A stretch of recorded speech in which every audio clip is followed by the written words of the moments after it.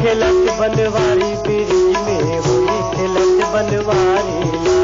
होली खेलत बनवारी ब्रिज में होली खेलत बनवारी होली खेलत बनवारी ब्रिज में होली खेलत बनवारी होली खेलत बनवारी ब्रिज में होली खेलत बनवारी एदे होली खेलत बनवारी एदे होली खेलत बनवारी ब्रिज में होली खेलत बनवारी होली खेलत बनवारी ब्रिज में होली खेलत बनवारी एदे होली खेलत बनवारी ब्रिज में होली खेलत बनवारी होली खेलत बनवारी ब्रिज में होली खेलत बनवारी कौन घर तोर रंग कटोरा कौन घर तोरे रंगे कटोरा कौन घर तोर रंग कटोरा कौन घर तोरे रंगे कटोरा रंग कटोरा रंग कटोरा रंगे कटोरा रंगे कटोरा रंग कटोरा रंग कटोरा रंगे कटोरा रंगे कटोरा ये कौन धरे पिचकारी ये कौन धरे पिचकारी ब्रिज में होली खेलत बनवारी होली खेलत बनवारी ब्रिज में होली खेलत बनवारी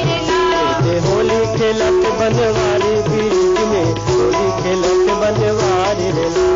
होली खेलत बनवारी ब्रिज में होली खेलत बनवारी सागर बिजगे कुसुम रंग चोली सागर बिके कुसुम रंग चोली सागर बिजगे कुसुम रंग चोली सागर बिके कुसुम रंग चोली कुसुम रंग चोली कुसुम रंग चोली कुसुम रंग चोली कुसुम रंग चोली एदे काकर बिजगे साड़ी एदे काकर बिजगे साड़ी ब्रिज में होली खेलत बनवारी होली खेलत बनवारी ब्रिज में होली खेलत बनवारी एदे होली खेलत बनवारी ब्रिज में होली खेलत बनवारी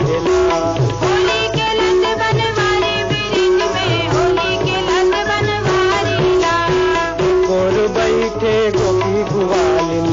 और बैठे गोपी गुवालिन गोर बैठे गोपी गुवालिन और बैठे गोपी गुवालिन गोपी गुवालिन गोपी गुवालिन गोपी गुवालिन गोपी गुवालिन एक राधा के सब संगवारी एक राधा के सब संगवारी ब्रिज में होली खेलत बनवारी होली खेलत बनवारी ब्रिज में होली खेलत बनवारी होली खेलत बनवारी ब्रिज में होली खेलत बनवारी होली खेलत बनवारी ब्रिज में होली खेलत बनवारी होली खेलत बनवारी होली खेलत बनवारी ब्रिज में होली खेलत बनवारी